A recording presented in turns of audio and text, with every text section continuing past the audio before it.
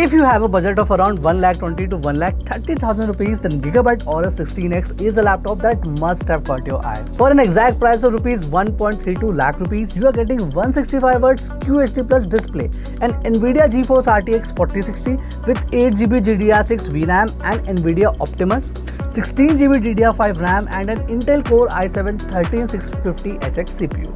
Now in terms of design, what you are getting is a very understated look. On top of the lid, you are getting the Gigabyte Aorus logo, and on the inside you are getting the Aorus branding. Near the mousepad area you will see some edge stripes, and on either side of the keyboard are some similarly styled engravings. The power button for the laptop is given in the top middle portion above the keyboard, and speaking of which, you have a 75% keyboard, which means you don't get a numpad, but you do get a more centralized key placement. The WASD key area is specially painted translucent, while the rest of the keyboard has bluish paint all over it. Now you do get multiple lighting zones on the keyboard and on the back side of the laptop, and all of them are customizable via the Gigabyte Control Center. In terms of overall build quality, the laptop's lid is metallic, but the deck area and the underneath plate is plastic. The movement of the hinge is smooth, and although it does have some wobble when you move its position, it stays there nicely when you're typing or playing on it. Also, do note that the hinge does not go all the way to 180 degrees if that's something you are interested in. In terms of flex, the screen and the keyboard both have some flex, but it is manageable. In terms of ports, on the left side, you have a USB Type-A port, a Type-C Thunderbolt 4 port, HDMI 2.1 and an Ethernet port. On the right side, you have a USB Type-A port, a USB 3.2 Gen 2 Type-C port, a UHS 2 card slot and a 3.5mm audio jack as well.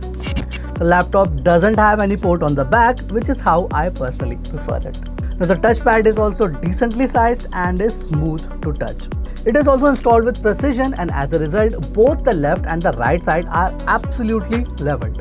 Meanwhile, the keyboard also has a good key travel and spring action, but it also has a very small issue. You see, the key size is pretty small, so initially it took me some time in getting used to while gaming.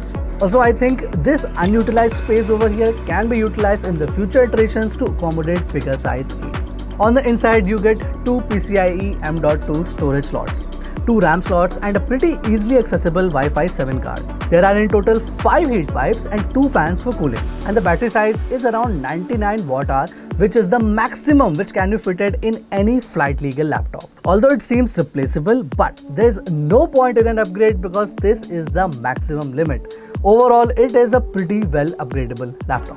Moving on to the display, and it is a fairly good panel for gaming. Out of the box, you do get G-Sync support with a 1600p 165Hz display.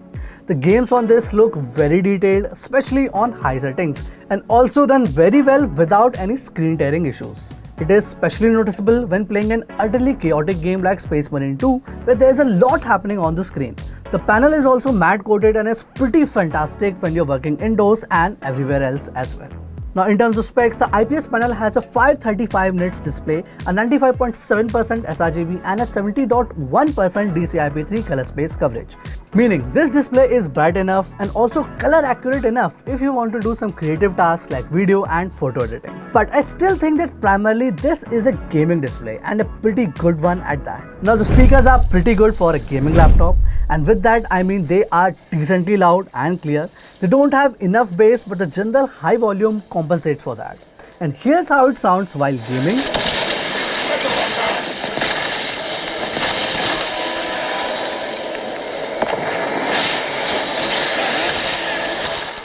And here's how they sound when I play any music.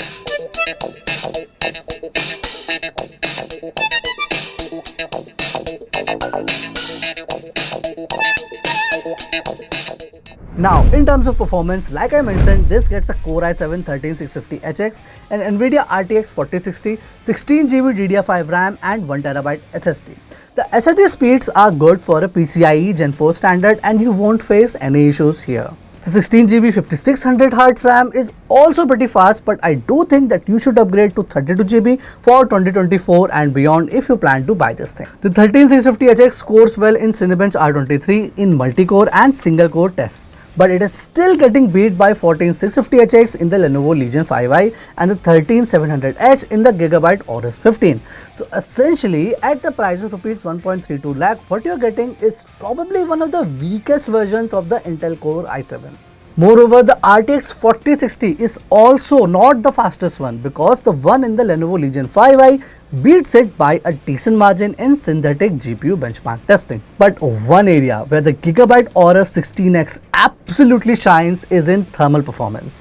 While gaming and under CPU heavy load, the CPU package temperature reached a maximum of 75 degrees, with average being just around 70 degrees. In laptop world, this is considered cold as.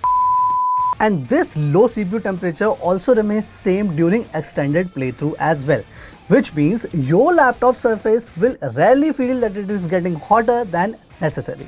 Now the same also results in a gaming experience in which laptop fans don't interfere as much, and combined with a set of really loud speakers, you do get a pretty good overall gaming experience. And lastly, speaking of gaming, here are some gaming benchmarks at 1080p high settings. And as you can see, the laptop may not achieve the highest numbers out there, but it is running cooler than all the other laptops in this benchmark. And just like every other company nowadays, this laptop also features AI, which promises to boost FPS by 9 to 10% in every game. Now, its effect varies in game to game, but its effect in synthetic GPU benchmarks is very clear, and like I said, it is a very small difference.